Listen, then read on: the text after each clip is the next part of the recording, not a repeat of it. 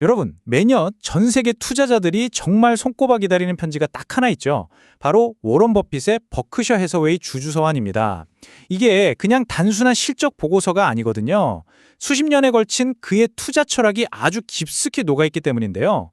이번 시간에는 2025년 최신 서한에 담긴 핵심적인 지혜들을 슬라이드를 보면서 하나씩 알기 쉽게 파헤쳐 보겠습니다. 자, 서한의 첫 문장이 바로 이겁니다. 입장이 바뀌었을 때 당신이 우리에게 사용했으면 하는 방식. 이게 그냥 인사치레가 아니에요. 버핏이 주주와의 관계를 어떻게 생각하는지 보여주는 그의 핵심 철학 그 자체입니다. 단순한 보고를 넘어서 완벽한 투명성을 바탕으로 우리 사이에 절대 깨지지 않을 신뢰를 만들겠다. 바로 그 약속인 거죠. 자, 그럼 서한에서 가장 먼저 그리고 가장 중요하게 다루는 게 뭘까요? 바로 정직함입니다. 특히 실수에 대한 정직함이요. 대부분의 기업들은 어떻게든 숨기려고 하잖아요. 그런데 버핏은 왜 이걸 가장 중요한 원칙으로 내세우는 걸까요? 그 이유를 한번 들여다보겠습니다. 버핏은 콕 집어서 얘기해요. 대부분의 기업 보고서는 그냥 우리 잘했어요 하는 희망적인 이야기로 가득 찬 일종의 홍보 책자일 뿐이라고요. 뭐 단기적인 주가 하락이나 경영진 체면 때문에 문제를 살짝 덮으려는 경향이 다들 있잖아요. 하지만 버크셔는요, 정반대의 길을 갑니다. 좋은 소식은 물론이고 나쁜 소식까지 아주 투명하게 공유하는 걸 철칙으로 삼고 있죠. 자, 바로 이 숫자 16입니다. 이게 뭘 의미할까요? 이게 바로 버크셔의 문화를 아주 상징적으로 보여주는데요.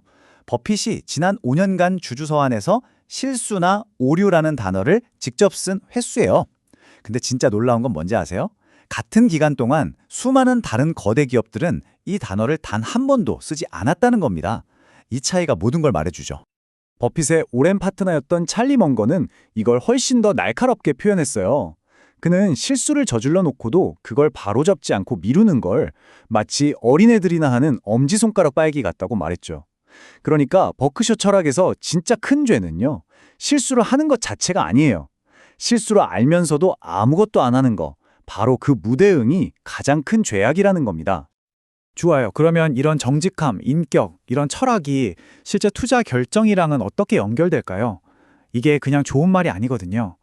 지금부터 들려드릴 포레스트 리버의 피트 리글 이야기는 버핏이 복잡한 재무제표보다 사람, 그 자체를 얼마나 깊이 신뢰하는지 아주 극적으로 보여주는 사례입니다. 이 포레스트 리버 인수 과정을 보세요. 편지를 받고 계약서에 도장을 찍기까지 딱 일주일 걸렸습니다. 그것도 미팅 시작하고 단 몇 분 만에 말이죠. 이게 말이 되나요? 보통 몇 달씩 걸리는 실사 과정? 그런 거 전혀 없었습니다. 왜 그랬을까요? 버핏은 숫자 대신에 창업자의 인격을 실사했기 때문입니다. 그에게는 그게 가장 확실한 보증수표였던 거죠. 피트 리글이라는 사람이 어떤 사람인지는 그가 요구한 보상만 봐도 딱 드러나요. 그는 내 상사인 버핏보다 많이 받을 수는 없다면서 스스로 자기 연봉을 확 낮췄습니다. 보통 CEO들은 어떻게든 자기 몸값을 올리려고 복잡한 협상을 하잖아요. 근데 이 사람은 근본적으로 동기 자체가 달랐던 겁니다. 돈이 아니라 비즈니스 그 자체에 대한 열정으로 가득 찬 사람이었던 거죠. 이 이야기에서 우리가 얻을 수 있는 교훈 정말 명확하죠. 버핏은 이력서에 적힌 화려한 학력이나 경력 같은 것보다 그 사람의 본질적인 인격과 재능을 봅니다. 그는 비즈니스 감각이라는 건 상당 부분 후천적인 교육으로 만들어지는 게 아니라 그냥 타고나는 거라고 믿어요. 즉, 양육보다 본성이 훨씬 더 중요하다는 겁니다. 피트 리글이 바로 그 완벽한 증거였던 셈이죠. 자, 그럼 피트 리글처럼 정말 뛰어난 경영자들이 운영하는 이 거대한 버크셔 해서웨이라는 회사는 구체적으로 어떻게 돈을 버는 걸까요? 이제부터 버크셔라는 이 거대한 엔진이 어떻게 돌아가는지 그 속을 한번 들여다보겠습니다. 버크셔의 투자 전략은 크게 보면 딱 두 가지로 나눌 수 있어요. 첫 번째는 회사를 아예 통째로 사버려서 경영권을 꽉 쥐는 거고요. 두 번째는 애플처럼 정말 좋은 회사의 주식을 일부 사들이는 거죠. 이 두 가지 전략을 아주 유연하게 사용하면서 시장 상황에 맞춰서 최적의 투자 기회를 딱딱 잡아내는 겁니다. 버크셔 엔진의 심장, 그 핵심에는요, 보험 플로트라는 엄청난 비밀 무기가 숨어 있습니다. 개념은 의외로 간단해요. 고객한테 보험료는 미리 받잖아요. 근데 실제 보험금은 사고가 나야 그것도 한참 나중에 지급되죠. 그 사이에 생긴 어마어마한 현금 덩어리, 이걸 플로트라고 부르는데 버크셔는 이 돈을 수십 년간 자유롭게 투자해온 겁니다. 만약에 보험사업 자체에서 손해만 안 본다면 이건 사실상 이자 한 푼 안 내고 어마어마한 돈을 빌려서 투자하는 거나 마찬가지인 거예요. 정말 마법 같지 않나요? 자, 그럼 그 마법 같은 engine 어떤 결과를 만들어냈을까요? 바로 이 표를 보시면 됩니다. 총 영업이익이 1년 만에 100억 달러 넘게, 그러니까 거의 27%나 성장했어요. 엄청나죠? 특히 보험 부문을 보세요. 보험 인수이익이랑 투자 수익이 모두 크게 들었잖아요. 여기서 바로 아까 설명드렸던 플로트의 힘이 실제로 어떻게 막대한 이익으로 바뀌는지 눈으로 확인할 수 있는 거죠. 이렇게 강력한 버크셔 엔진의 동력원은 과연 뭘까요? 버핏은 그 답이 바로 미국에 있다고 단언합니다.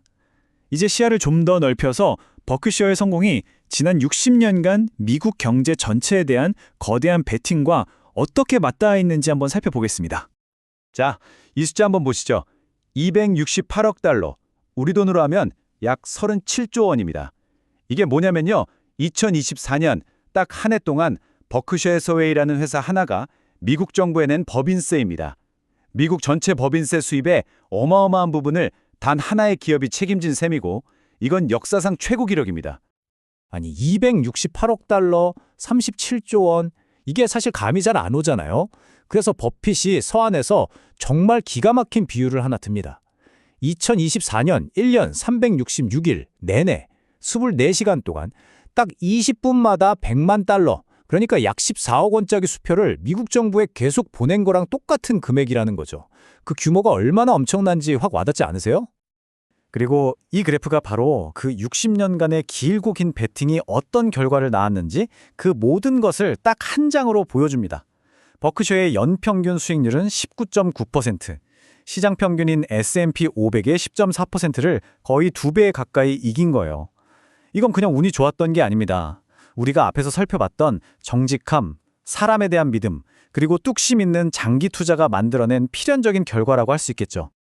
실수를 솔직함에 인정하는 정직함, 사람의 인격을 꿰뚫어보는 해안, 그리고 한국가의 미래에 대한 60년간의 똑심 있는 믿음, 버핏에서 하는 단순한 투자 지침서를 훨씬 뛰어넘습니다. 오늘 우리가 함께 살펴본 내용들을 되새기면서 마지막으로 이 질문을 스스로에게 한번 던져보면 어떨까요? 이렇게 단기적인 생각만 가득한 세상에서 길게 보고 장기전에 베팅하는 것으로부터 우리가 배울 수 있는 가장 가치 있는 교훈은 과연 무엇일까요?